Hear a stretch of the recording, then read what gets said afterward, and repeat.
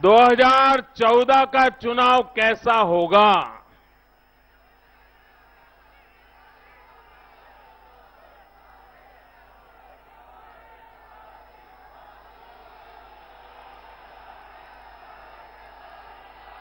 उसका एक ट्रेलर अभी अभी हुआ है। हमारे देश के 5 राज्यों में चुनाव हुआ और 4 राज्यों में सबसे अधिक भारतीय जनता पार्टी को समर्थन मिला। लेकिन उसमें भी मैं एक बात की ओर ध्यान आकर्षित करना चाहता हूं। कुछ लोग मानते हैं दलित हो, पीड़ित हो, शोषित हो, आदिवासी हो, ये तो कुछ ठेकेदार मानते हैं कि उनकी जेब में है।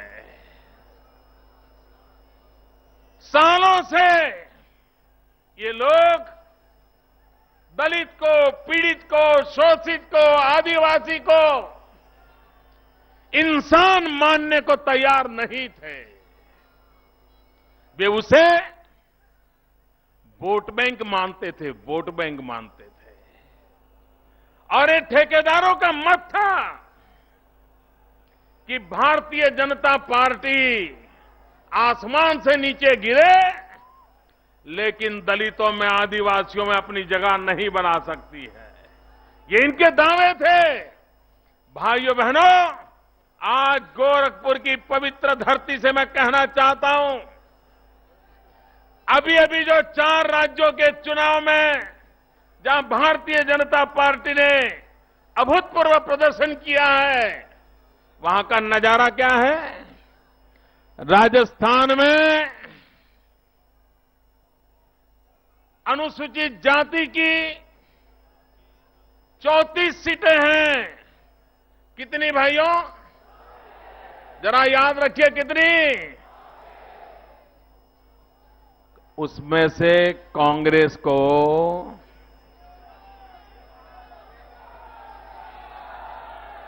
एक भी सीट नहीं मिली है, एक भी।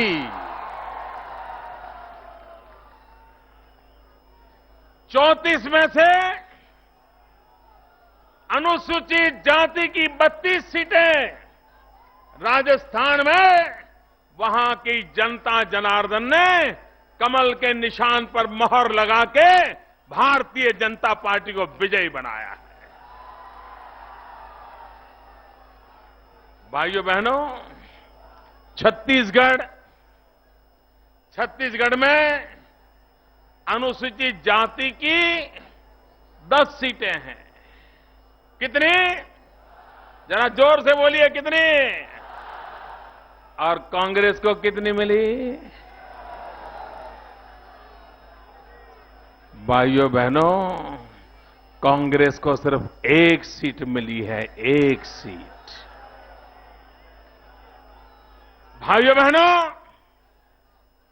मध्य प्रदेश में 35 सीटें हैं अनुसूचित जाति की। कितनी है भैया? जरा जोर से बोलिए कितनी? 35 में से 28 सीटें भारतीय जनता पार्टी के खाते में गई है। मैं उत्तर प्रदेश के मेरे दलित, पीड़ित, शोषित, समाज में पीछे रह गए भाइयों बहनों को आज विश्वास दिलाना चाहता हूं कि जहां जहां भारतीय जनता पार्टी को सेवा करने का अवसर मिला है,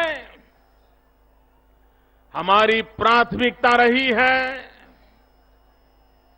गरीबों का कल्याण हो, लोग गरीबी के खिलाफ लड़ाई लड़ने के लिए ताकतवर बने,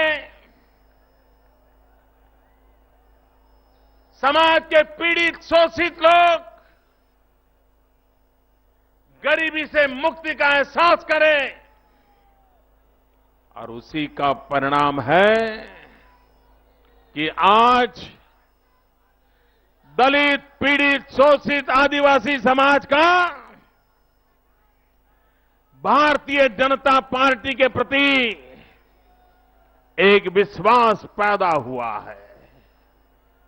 भाइयों बहनों, कांग्रेस पार्टी गरीबों की बातें हर बार करती आई है। चुनाव आते ही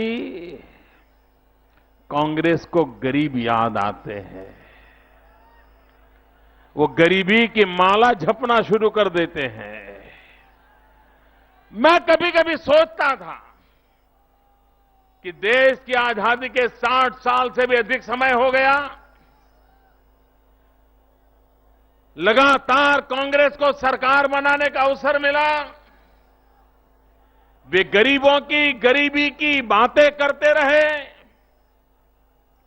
लेकिन गरीबों की जिंदगी में बदलाव क्यों नहीं आया?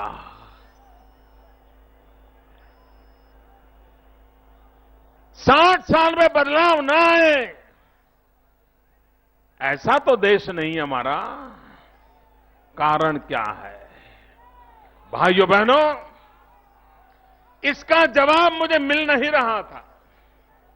मैं बहुत कोशिश करता था कि कांग्रेस की वो कौन सी मानसिकता है, कांग्रेस की वो कौन सी रणनीति है, कांग्रेस की वो कौन सी सोच है जिसके कारण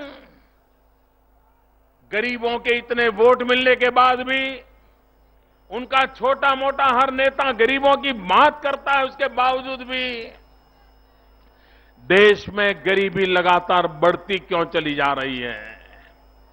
इस सवाल का जवाब मुझे अभी अभी मिल गया है। भाइयों बहनों, इसका मूल कारण है कांग्रेस पार्टी को गरीबों को गरीब रखने में ही उनका राजनीतिक भविष्य छिपा हुआ है। वे किसी भी हालत में गरीब को गरीबी से लड़ने की ताकत देना नहीं चाहते। वे किसी भी हालत में गरीबी से मुक्ति का प्रयास नहीं चाहते हैं और उनके भीतर वो ऐसी मानसिकता पड़ी है, जो मानसिकता गरीबों के प्रति उपेक्षा के भाव से भरी हुई है। अगर उनकी ये सोच न होती, उनके सोचने का एक तरीका न होता, तो भाइयों बहनों, एक चाय वाला